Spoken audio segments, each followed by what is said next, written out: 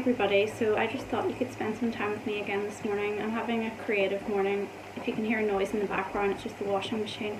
I actually quite like that noise until it gets on with the crazy helicopter spin, because it's sort of like calming in the background. But as usual, I'm working my way through like tons of laundry, and I just changed the beds and the kids are at school for another couple of hours, so I'm just trying to get like everything done like as quickly as I can. But I've made time for writing as well this morning. I went to Cafe Nero after I dropped the kids off, and I got a free coffee because I had one of the full voucher things, so that was good. I always feel like it's a nice little like surprise when everyone pops up on your phone. It probably just highlights how much time I spend in Cafe Nero though.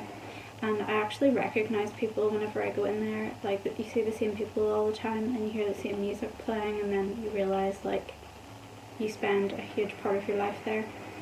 I don't know, I just find it easier to concentrate sometimes if I go out to write instead of trying to do it in the kitchen looking at all the mess. But I did quite a lot of cleaning yesterday, so it's not too bad today.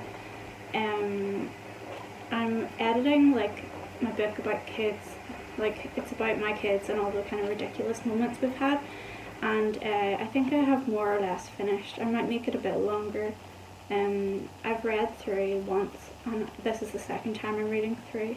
I quite enjoy like editing whenever it's the second read or more, because the first time is a bit like you realise how all over the place the story is and you find inconsistencies, and it's annoying trying to structure it properly. But after you've got that part sort of done once, it definitely becomes easier with each read until you get to like, there's been times where I've got to the 7th read and then you just want to like never look at it again in your life. And I think sometimes whenever you've read the same book like so many times, you kind of miss mistakes because your brain is almost telling you what it thinks it says rather than what it actually says. So I'm pretty sure I always end up with typos because I don't have an editor, and I'm too impatient to have an editor because I always want to do stuff like at my own pace. So yeah, I'm just like, I'm kind of happy so far with how the book's going. I've read 33 out of 102 pages on Word and I haven't found any major mistakes, and it seems to flow fine. Yeah, like I just want to get it finished. I've got the cover, and once I've ordered the cover, I get it from Go On Right, and there's a man called James who makes book covers, and you can pick from like the whole collection he has, and he'll adapt it for your book. But like once I have that, it always sort of makes me feel like I should hurry up and get the book out, because it's sort of sitting waiting for the rest of the book. Yeah, sorry if that's just getting louder in the background. And yeah, like I've been reading a book as well in free time, and it's called What Falls from the Sky, and I just got it on my Kindle, and it was recommended by a lady whose YouTube videos I watch, and although there are like some Christian like lessons in it, I don't feel like it is heavily Christian. Like it's not you know the way there are some books that it's hard to read if you're not a Christian because it just feels like it's constantly making a point, but it's not like that. It's gentler whenever it mentions it, and it sort of feels like it's in passing, well, from what I've read so far anyway. And it's about a lady who decides to give up the internet for a year and see like how it changes her life, and it's sort of exploring all the struggles that come with like getting rid of the internet, and but then the benefits are starting to come through after the kind of withdrawal period that she has. So I actually like feel really inspired by it, and part of me would love to completely remove the internet from our lives for a while, because I don't really know how much is gained from it. Like it's really handy for certain things, but it just takes up so much time, and I hate when you kind of fall down this like rabbit hole on it where you Google something and then the next thing you know like 2 hours have passed and you're still like Googling and you don't even know why you're searching for this stuff. But yeah, I just want to have more moments of like stillness, and I think that you never really see anyone now like sitting, even if I'm in a cafe or something and I look around, you never see anyone sitting with a cup of coffee just like staring into space. Like they're always doing something, like it's like they're never just like looking around or like just processing things. It's like everyone's on their phone or their computer, and I know people are working and I do the same thing, but I just think that like that phones have kind of stolen that from us, like the moments where you're just like your brain is kind of resting and you're just kind of like regaining strength for the day. I've been really into like affirmations recently, and I've been interested in them for a long time, and although I'm not religious, like I would say I am kind of like a spiritual person. Like it's important to me to sort of have little practices that I feel like help me grow and like improve life every day. And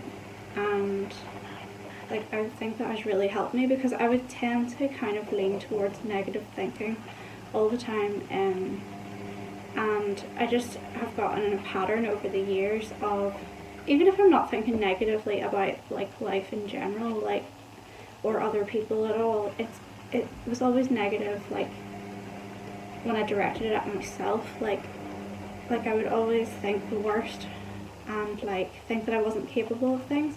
But I'm making like a conscious effort to flip like negative thoughts, and at first it felt like really hard work, but now it's becoming like just really natural. I think the more you repeat something, the more it just becomes like the first thing that you think to do. So I've been working on that, and yeah, I have noticed like it making certain situations much easier.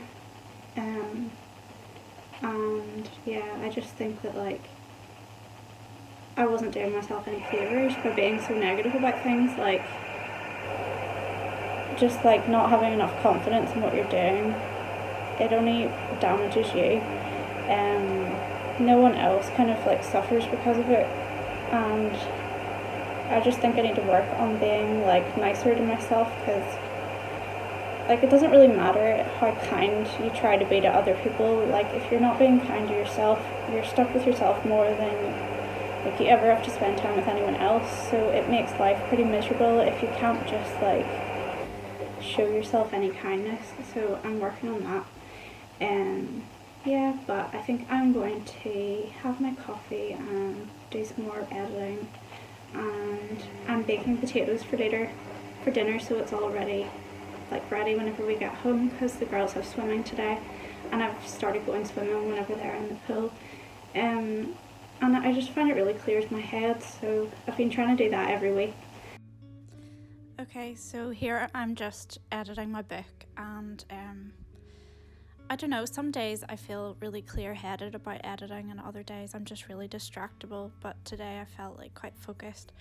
And whenever I'm editing, I always think about like Stephen King and his On Writing book, and some of the advice he gave in it, and about killing your darlings, because he talked about how you have to kill your darlings to basically like make a good story. So you have to cut out parts that your ego kind of wants to keep in the story.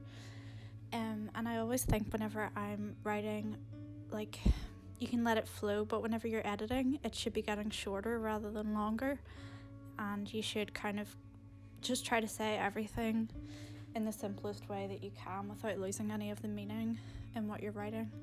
And I just think like it's okay to extend the story and add in other parts, but it should become like a condensed version of what it originally was.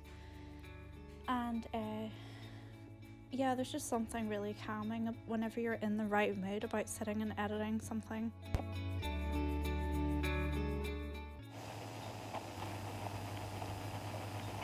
And tell me what you're doing with your day. I kind of feel like it's going slower than it usually does, and it's a good thing, because I always feel like I'm running out of time to get things done. I was clearing out some stuff, and I think that really helps too, like just getting rid of stuff that you're not using, like, and if your head is filled with lots of things, it's a good way to kind of calm yourself down. So yeah, I'm just trying to keep on top of that, because I had a major clear out with my sister recently, and I know I tend to accumulate stuff. So I want to keep on top of it so it doesn't get back to like what it was before. But that is like challenging with kids, because especially with kids like mine that love creating things, like they're always dragging everything out of the cupboards, and I love that they like create things by themselves. Like they made little felt mice that they sewed the other day without any help. So I think they're full of ideas, and it's a really good thing to kind of encourage them to do that. But at the same time, whenever there's too many craft supplies and things in the house, it just gets out of control, and you find them like everywhere. So yeah, I'm just trying to kind of like get rid of things that like we haven't used recently and pass them on to people that might benefit from them. And I like to try to put aside some time to do journaling, like each day if I can. There's something really calming about just like actually putting pen to paper and taking a break from using the computer. And I like to make lists of things that have gone well in the last week, or things that have inspired me, or like things I'm grateful for. And I just really think it improves your mindset, and it sort of just like lifts your confidence a bit, because you feel like sometimes your brain has a tendency to kind of hone in on whatever hasn't gone your way in a particular week. But if you actually go through and make a list of everything that has worked out, no matter how small it is, you kind of realize like more is working in your favor than you thought. And I think journaling is like a really important part of developing your belief in yourself, and that's something like I've really been working on the last couple of years. It just doesn't come naturally to me, so I feel like I need to have certain practices that I do that help me to stay on track with that. It must be strange to naturally just be like a really confident person, but I think a lot of people have to work on it, and it's like a choice of mindset as well.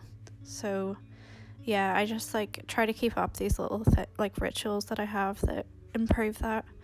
And yeah, let me know if you keep a journal and what you like to write in yours. Does anyone keep a journal of like activities that they've done? I used to do that when I was a kid more often. Now I don't tend to write down what we've been doing, although I suppose my blog is the same as that. But privately I don't. I just put down like thoughts and ideas and kind of where I want to be, and then I think it makes it more likely to happen when you've sort of decided it in your own mind. And let me know what you're doing with your day, and if you're creative, like what you're working on at the moment, or even just like little things that you do at home for your own like well-being. What like do you do that lifts your mood, and what little things can you not kind of live without? I think my main one is coffee. I guess there could be worse things than that, so